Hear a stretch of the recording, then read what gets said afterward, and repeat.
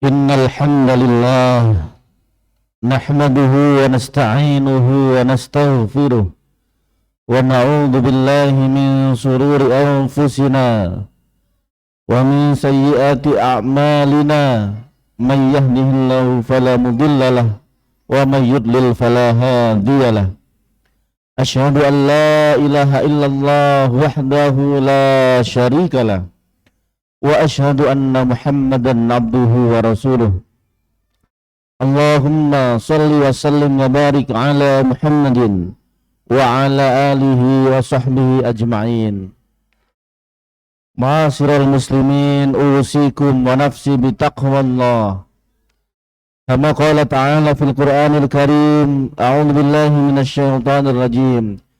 Ya ayyuhalladzina amanu taqullaha ittaqullaha haqqa tuqatih wa la tamutunna illa wa antum muslimun. Alhamdulillah, segala puji hanyalah milik Allah semata. Salawat dan salam semoga tercurah pada Rasulullah Muhammad sallallahu alaihi wasallam. Ikhwatal iman, saudaraku sekalian jamaah Jumat rahimakumullah. Iman dan takwa senantiasa mari kita tingkatkan sebagai perwujudan rasa syukur kita kepada Allah Subhanahu wa taala atas nikmat sehat, nikmat iman yang ada dalam dada kita sampai hari ini. Semoga nikmat iman itu senantiasa ada sampai ajal menjemput kita. Dan kita maksimalkan untuk ziyadur ruh, bekal ruhiyah kita, terutama kurang lebih 2 minggu lagi akan ada tamu agung, ada bulan yang penuh berkah, yaitu bulan Ramadan. Sesuai dengan doa kita sekalian, wa ballighna Ramadan, semoga Allah sampaikan usia kita di bulan Ramadan nanti, amin ya mujibas sa'ilin. Saudaraku sekalian, hakikatnya kenapa kita berdoa usia kita sampai di bulan Ramadan? Banyak kejadian bahkan sebelum Ramadan, bahkan mungkin beberapa jam yang lalu atau tadi malam, di grup-grup WA kita dikabari teman-teman terdekat kita ada yang sudah mendahului kita. Artinya kembali kepada Allah Subhanahu wa taala dan Israel sudah mencabut nyawanya. Sehingga dengan begitu kita senantiasa menyadari dan jadi pelajaran bagi kita semua bahwasanya dunia ini hanyalah sementara belaka. Dunia ini hakikatnya bukan tempat tinggal kita, melainkan tempat yang akan kita tinggalkan. Oleh karenanya jangan sampai tertipu sedikit pun dengan kenikmatan dunia yang melenakan ini. Antara lain yaitu dengan memaksimalkan kita di yaumul Jum'ah seperti ini, di hari Jumat, di Sayyidul Ayyam, di rajanya hari daripada hari-hari yang lainnya. Itu hari Jumat itu. Kita maksimalkan termasuk menjalankan sunnah-sunnah Rasulullah Muhammad sallallahu alaihi wasallam. Antara lain yaitu dengan membaca surah Al-Kahfi. Ikhwatal iman, jamaah Jumat rahimakumullah, Al-Kahfi time, seperti tema khutbah Jumat pada siang hari ini. Ada 6.236 ayat di Al-Quran. Dan Allah berfirman khusus 110 ayat terdapat di surah Al-Kahfi, surah ke-18 di antara 110 surah di Al-Quran, 114 surah di Al-Quran. Kenapa saya sebutkan 6.236 kurang lebih, atau 6.236 ayat yang ada dalam Al-Quran itu? Karena di antara kita terkadang sering mendengar total ayat Al-Quran itu 6.666 ayat. Padahal ketika panjenengan kadang-kadang kalau ada waktu luang ngaji, coba itu di daftar isinya dijumlahkan. Mulai Al-Fatihah 7 ayat, Al-Baqarah 286 ayat, Ali Imran 200 ayat, sampai surah terakhir ada 6 ayat di surah An-Nas, surah ke-114 itu totalnya 6.236 ayat.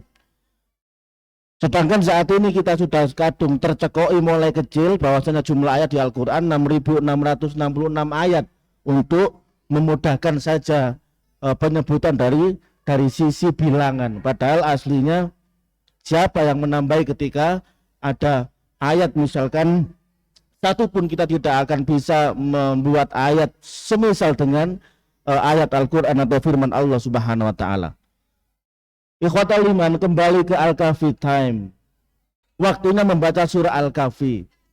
Minimal dengan kalau ada di bagian kita, saudaraku sekalian sudah mengamalkan membaca Al-Kahfi ini, yaitu memulai ketika hari Jumat masuk sore kemarin, ketika maghrib waktu Komariah, perhitungan waktu bulan, itu kalendernya sudah masuk hari Jumat sampai nanti sore maghrib. Itu hari Jumat berakhir. Sehingga di jam-jam tersebut ada sebagian saudaraku sekalian yang sudah nyicil, sudah dapat 20 ayat, 30 ayat, bahkan sudah setengah dari surah Al-Kahfi. Tinggal jangkepi nanti sore menghatamkan 110 ayat di Al-Kahfi. Tidak lama, kurang lebih 25 menit dibaca tartil, pelan, dinikmati, selesai. Setelah kita tartil seperti itu, mentilawahkan Al-Kahfi sesuai dengan sunnah Rasulullah, ditingkatkan lagi untuk mentadaburinya, ditingkatkan lagi untuk mengerti artinya, bahkan memahami isinya. Itu dibiasakan. Kenapa kadang kita mulai kecil berislam kemudian masih terbelok dengan sesuatu yang diharamkan oleh Allah, terkadang nggak paham dengan kitab suci kita. Bahkan minimal contoh, kita membaca iyyaka na'budu wa iyyaka nasta'in, kita berikrar kepada Allah minimal 17 kali dalam sholat kita. Ya Allah, hanya kepadamu ya Allah kami menyembah, dan hanya kepadamu ya Allah kami minta pertolongan. Ikrar kita 17 kali, disadari atau tidak kita ucapkan dalam Al-Fatihah di tiap rakaat kita.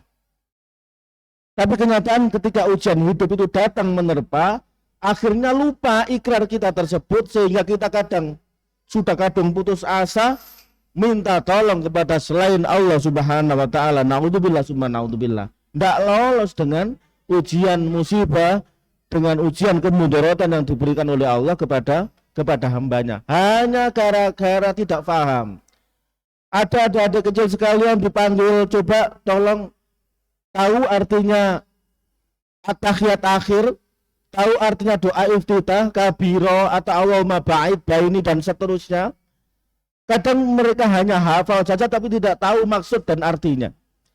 Begitu juga di Al-Kahfi ini, pelan-pelan kita fahami, kita tadabburi ayat demi ayatnya, insya Allah membaca, mengamalkan sunnah Rasulullah, membaca Al-Kahfi di hari Jumat ini menjadi maksimal amal solih kita. Misalkan di Al-Kahfi itu ada 4 poin utama yang Allah sampaikan. Yang pertama tentunya kisah tentang Ashabul Kahfi.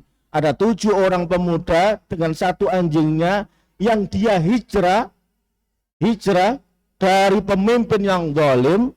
Dia lari, kemudian Allah ilhamkan kepada 7 pemuda itu masuk ke dalam gua, dan Allah tidurkan di dalam gua tersebut salasami'atin sinina, 300 tahun, wazdadu tis'a, dan tambah 9 tahun lagi. Jadi total Allah tidurkan 309 tahun. Allah berfirman mulai ayat 9 di Al-Kahfi itu, A'udzubillahi minasyaitonirrajim, am hasibta an ashabal kahfi warraqimi kanu min ayatina ajaba. Sampai terkenal doa Ashabul Kahfi itu apa? Rabbana atina min ladunka rahmah wa hayyi' lana min amrina rasyada. Itu doa Ashabul Kahfi. Minta petunjuk kepada Allah Subhanahu wa Ta'ala dan jalan keluar dari setiap problematika yang dihadapi. Ini luar biasa. Kemudian yang kedua, hikmah dari membaca mentadabburi Al-Kahfi, bagian dari sunnah Rasulullah di hari Jumat ini, yaitu kisah tentang 2 orang pemuda yang mempunyai 2 kebun. Firman Allah itu jannataini min a'nabin.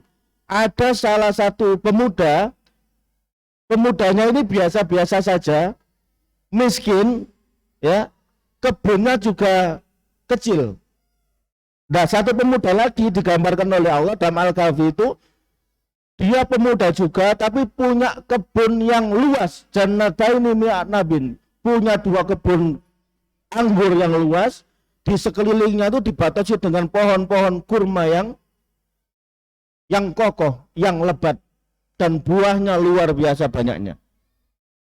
Kemudian dia masuk ke dalam kebunnya dengan mulai mengandalkan egonya, sudah mulai melupakan Allah Subhanahu wa taala. Oh, ini gara-gara teknik pertanian saya luar biasa. Ini gara-gara saya punya strategi khusus sehingga menjadikan kebun ini subur dan berbuah lebat. Akhirnya temannya mengingatkan kesombongan saudaranya, yang satu punya kebun yang banyak ini tapi kufur nikmat. Yang satu ini miskin, kebunnya sedikit tapi dia syukur nikmat, ridho dengan ketentuan Allah Subhanahu wa taala. Pemuda yang satu yang punya kebun yang luas itu mengatakan, sedikit mengejek dan menghina kepada pemuda yang punya kebun yang kecil. Ana aksaru minka malau wa a'azzu nafaro. Dia mengatakan seperti itu. Saudaraku, saya itu lebih banyak hartanya dan pengikut saya itu lebih setia, lebih banyak daripada kamu. Ini sudah sunnatullah, hukum alam. Ketika orang itu sukses, lebih-lebih sukses dari segi finansial, maka orang itu akan datang dengan sendirinya. Dunia itu akan merapat kepada dirinya, termasuk bahkan musuh-musuh yang dulu diprediksi benci kepada dirinya. Sama dengan ketika Qarun itu firman Allah di Al-Qasas itu, inna Qaruna kana min qaumi Musa. Qarun itu termasuk kaumnya Nabi Musa dan dia taat awalnya. Dan Fir'aun itu pemimpin yang tahu model-model karakter orang-orang ini, potensi fujur, potensi nanti membangkang, itu tahu, paham. Akhirnya apa? Qarun itu dipengaruhi, singkat cerita, mengikuti Fir'aun. Dikasih fasilitas, dikasih kemudahan-kemudahan dalam sisi bisnis, sehingga jadi orang yang kaya. Ketika kaya, di Al-Quran dikisahkan apa? Dia itu parade dengan kekayaannya. Dia berjalan di tengah kota. Dalam tafsir Ibnu Katsir itu dikawal kurang lebih 300 pengawal dengan senjata yang lengkap. Sekarang ada enggak pemimpin atau orang kaya di Indonesia ini dikawal 300 orang? Dan kuncinya saja itu diangkat orang-orang yang kuat, segolongan orang-orang yang kuat itu enggak mampu mengangkatnya. Itu kuncinya saja. Dia mengatakan apa nih, aku ikut Fir'aun sekarang kaya, kamu ikut Musa dari dulu ya gini-gini saja. Akhirnya apa yang terjadi? Banyak orang-orang yang sudah ya model-model membangkangnya itu terpengaruh, terprovokasi dengan gemerlapnya dunia yang fana ini, ikut Qarun dan ikut Fir'aun. Jadi potensi kekayaan itu justru Rasulullah dalam hadisnya itu lebih khawatir mengantarkan umatnya itu dalam jurang kekufuran seperti kisah 2 pemuda ini di Al-Kahfi ini. Jadi Rasulullah tidak takut ketika kaumnya atau umatnya itu banyak yang miskin tapi dengan iman yang kokoh, tapi Rasulullah justru takut ketika kekayaan itu sudah menghampiri umatnya. Dalam hadis yang lain Rasulullah bersabda seperti itu, mengingatkan kita selaku umatnya. Akhirnya apa? Sahabat yang solih tadi punya kebun yang kecil itu mengatakan, akafarta billadzi khalaqaka min turabin tsumma min nutfatin tsumma sawwaka rajula. Wahai sahabatku yang tercinta, apakah engkau mengkufuri kepada zat yang selama ini menjadikan dirimu dari tanah, kemudian dari air mani yang hina, tsumma sawwaka rajula, dan kemudian zat itu menjadikan dirimu sempurna jadi pemuda yang sukses seperti saat ini. Ya. Makanya kalau punya teman sudah sedikit mulai menceng-menceng gitu, contoh ini kisah 2 pemuda yang di Al-Kahfi, ingatkan, nasihati, di IG-nya, di Facebook-nya, di apanya itu kok seakan-akan waduh ini kok Jumatan di online naik, ini waktunya sholat kok sering masih ini. Kayaknya saudaraku ini diingatkan, mungkin di Bandung, di Jakarta, di Bali, di jauh sana, diingatkan, dinasehati. Dengan tentunya bil hikmah wal mau'izatil hasanah. Itu cara menasihati. Dengan bijaksana, yang kedua dengan contoh, dengan tauladan yang baik. Ya. Akhirnya apa? Diingatkan nggak mau, pemuda yang punya kebun yang luas itu dinasihati saudaranya, seyogyanya engkau masuk ke kebunmu itu berdoa. Ini diamalkan ketika memasuki kadang kantor, ya, memasuki ruang kerja, memasuki bengkel dan lain sebagainya. Itu bismillahi masya Allah la quwata illa billah. Itu di Al-Kahfi ada. Jadi seharusnya engkau memasuki kebunmu itu dengan mengucapkan masya Allah, ini semua atas kehendak Allah. La quwata illa billah. Tiada kekuatan kecuali milik Allah Subhanahu wa taala. Tapi dia kufur dengan nikmat Allah itu sehingga akhirnya di tengah-tengah kekufurannya itu dan di penghujung mau panen kebunnya, maka di malam harinya Allah hancurkan kebunnya itu dengan hujan yang lebat dan petir menyambar sehingga kebun-kebunnya itu bertumbangan dan membusuk seketika dan tidak bisa dipanen sedikit pun. Baru kemudian dia mengatakan, ya laitani lam usyrik birabbi ahada. Baru manusia itu diingatkan seperti itu. Ya Allah, baru saya menyesali apa yang selama ini saya kufurkan terhadap nikmat-Mu. Diingatkan Allah seperti itu. Hikmah yang kedua, kisah dua orang pemuda di surah Al-Kahfi ketika kita mengamalkan membaca Al-Kahfi di hari Jum'ah. Ya.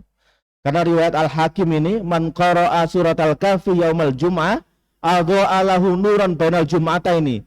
Siapa yang membaca surah Al-Kahfi di hari Jumat, Allah akan taruh cahaya pada dirinya di antara dua Jumat. Ini luar biasa. Bahkan riwayat Imam Muslim sahih, barang siapa yang hafal 10 ayat di awal Al-Kahfi, maka dia akan terhindar dari fitnah Al-Masihid Dajjal. Allah selamatkan kita di ujian di akhir zaman, termasuk fitnah Dajjal tersebut. Kemudian hikmah yang ketiga yaitu kisah tentang Nabi Musa ketemu dengan Nabi Khidir alaihissalam. Jadi di Al-Quran Allah tidak menyebut satupun nama Khidir sebetulnya. Itu kita temukan di Sahih Bukhari. Khidir artinya hijau. Musa itu menemukan dengan sahabatnya itu ketemu Nabi Khidir di batu tepi laut yang sudah berlumut berwarna hijau. Makanya dipanggil Nabi Khidir alaihissalam. Allah cuma berfirman dalam Al-Kahfi itu, fawajada abdam min ibadina. Maka Musa dengan pengikutnya ini, dengan pengawalnya ini, aku pertemukan min ibadina, dari salah seorang hambaku. Allah menyebutnya hamba, tidak langsung menyebut nama Khidir. Fawajada abdam min ibadina atainahu rahmatan min indina. Yang mana aku kasih hamba itu rahmat dari sisiku. Nabi Musa sempat soalnya sedikit sombong ketika ada orang Bani Israel tanya, wahai Nabiullah, adakah orang yang lebih pintar, lebih pandai, lebih cerdas daripada dirimu? Oh, tidak ada. Saya ini Nabi dan Rasul, tentunya saya yang paling pintar dan paling pandai. Akhirnya ditegur oleh Allah Subhanahu wa taala, kamu berguru pada hambaku.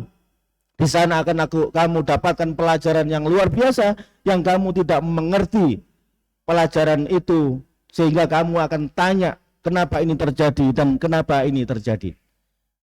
Monggo ditadaburi sendiri, dilanjutkan kisah Musa dengan Khidir ini. Kenapa Nabi Khidir melubangi perahu, kenapa Nabi Khidir membunuh anak kecil, dan kenapa Nabi Khidir menegakkan dinding yang mau roboh. Semoga khutbah pertama ini dapat guna dan manfaatnya. Barakallahu li wa lakum fil Qur'anil azim wa nafa'ani wa iyyakum minni wa dzikril hakim innahu huwal ghafurur rahim. Allahumma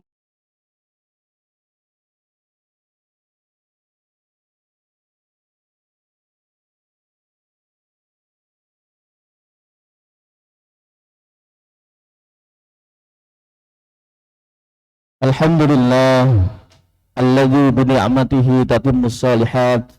Asyhadu an la ilaha illallah wahdahu la syarikalah wa asyhadu anna Muhammadan abduhu wa rasuluh. Allahumma shalli wa sallim wa barik ala Muhammadin wa ala alihi wa sahbihi ajma'in. Ikhwatal iman rahimakumullah. Alhamdulillah kita sedikit mengetahui bagaimana ketika kandungan di surah Al-Kahfi ini. Al-Kahfi sendiri masih ada sampai hari ini di Jordania, itu peninggalan guanya, sehingga tidak disangsikan lagi. Memang benar-benar firman Allah Subhanahu wa taala ini tidak ada satupun yang la raiba fiha, tidak ada satupun yang ragu di dalamnya. Kemudian yang terakhir hikmah, yaitu tentang kisah Dzulqarnain. Ketika orang Yahudi dan orang kafir Quraisy itu menyaksikan kerasulan Rasulullah Muhammad SAW, kata pendeta Yahudi, coba tanya kepada Muhammad itu, kalau dia benar-benar Nabi dan Rasul Allah, dia pasti bisa menjawab tentang kisah Dzulqarnain. Akhirnya firman Allah turun di surah Al-Kahfi itu, wa yas'alunaka 'an Dzulqarnain, dan mereka Muhammad tanya kepada dirimu tentang kisah Dzulqarnain. Qul sa'atlu 'alaikum minhu dzikra, dan Rasulullah mengisahkan kisah tentang Dzulqarnain itu. Dia adalah seorang raja yang beriman kepada Allah Subhanahu wa taala, hidup di zaman Nabi Ibrahim alaihissalam, kekuasaannya itu mencakup timur sampai barat, makanya dijuluki Dzulqarnain, raja yang punya dua tanduk, ya. Jadi ketika di film-film di televisi itu kadang ada raja yang punya mahkota kemudian punya dua tanduk, itu terinspirasi dari kisah Dzulqarnain ini, ya. Jadi kekuasaannya luar biasa dan dia beriman kepada Allah Subhanahu wa taala. Itu antara lain hikmah dari kita mengamalkan sunnah Rasulullah Muhammad sallallahu alaihi wasallam, membaca surah Al-Kahfi 110 ayat di surah ke-18 ini, dan tidak nyampe insyaallah 25 menit sudah selesai kita baca. Kita akhiri khutbah ini dengan bermunajat kepada Allah Subhanahu wa taala. Semoga Allah ampunkan dosa-dosa kita dan Allah mengijabai doa-doa kita. Alhamdulillahirabbil alamin. Hamdan na'imin, hamdan syakirin. Allahumma salli ala Muhammadin wa ala alihi wa sahbihi ajma'in. Allahumma ighfir lil mu'minina wal mu'minat wal muslimina wal muslimat al ahya'i minhum wal amwat. Allahumma a'inna ala dzikrika wa syukrika wa husni ibadatik. Allahumma inna nas'aluka al-huda wat tuqa wal afafa wal ghina. Rabbana taqabbal minna innaka antas samiul alim wa tub alaina innaka antat tawwabur rahim. Rabbana atina fid dunya hasanah wa fil akhirati hasanah wa qina adzabannar. Walhamdulillahi rabbil alamin. Wa la dzikrullahi akbar.